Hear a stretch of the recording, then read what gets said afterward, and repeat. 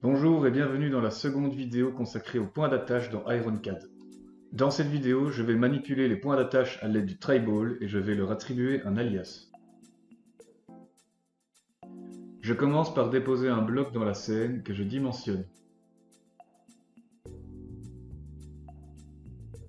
Ici, je lui attribue 100 par 100 par 1000.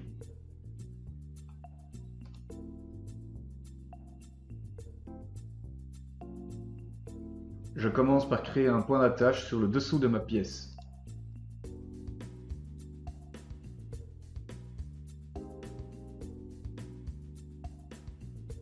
Pour cela, j'active le triball, je le déplace au centre de la face. Ensuite, je clique droit sur la poignée centrale du triball et sélectionne Créer un point d'attachement basé sur l'orientation du triball. Une fenêtre s'ouvre et je lui attribue un nom. Derrière l'underscore, vous pouvez entrer la première lettre du type de point d'attache désiré, N pour neutre, F pour femelle, M pour mâle. Ici, j'utilise un point d'attache neutre.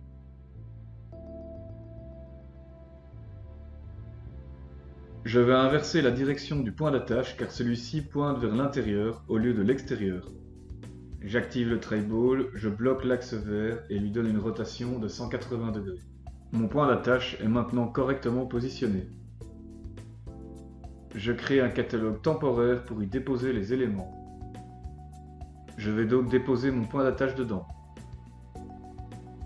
Je sélectionne le point d'attache du catalogue et le drop sur une face. Maintenant, il faut que je le positionne correctement. J'active le triball et déplace celui-ci sur le milieu de l'arête.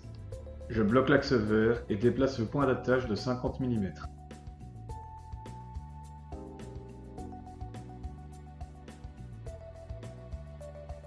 Je décide d'orienter autrement le point d'attache, je le sélectionne, active le triball et lui applique une rotation de 90 degrés. Une fois mon point d'attache bien orienté, je le sélectionne et réactive le triball. Je déplace alors le triball au centre de la face inférieure.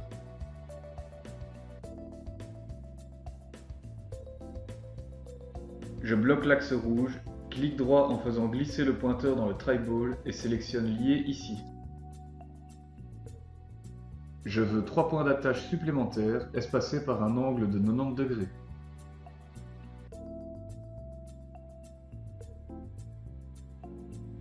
Comme on peut le constater, les points d'attache liés apparaissent en mauve. Je dépose la pièce dans le catalogue pour voir comment celle-ci va se comporter lors du drop sur une autre pièce. Ici, on peut voir que les pièces droppées se connectent bien sur les points d'attache. Surtout, on voit que la connexion se fait toujours sur le point d'attache sur la face du dessous.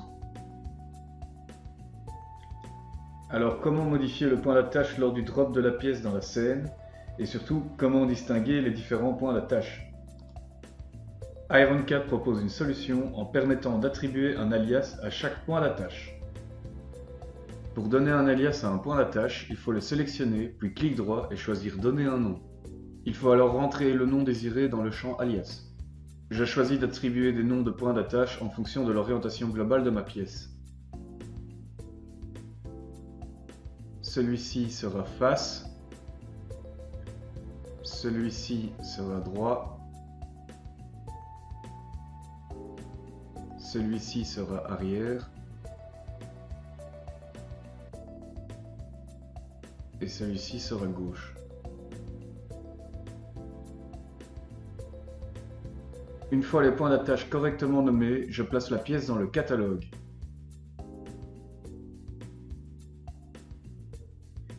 Maintenant, lorsque je drop la pièce sur une autre avec un clic gauche, on voit que la pièce continue à se placer sur les points d'attache. Pour pouvoir sélectionner quel point d'attache va se connecter avec quel autre point d'attache, il faut dropper la pièce avec un clic droit.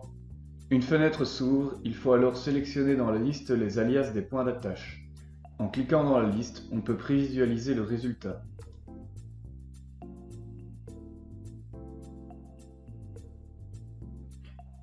Maintenant, il est donc beaucoup plus facile de prévoir le comportement des pièces lors du drop sur d'autres pièces.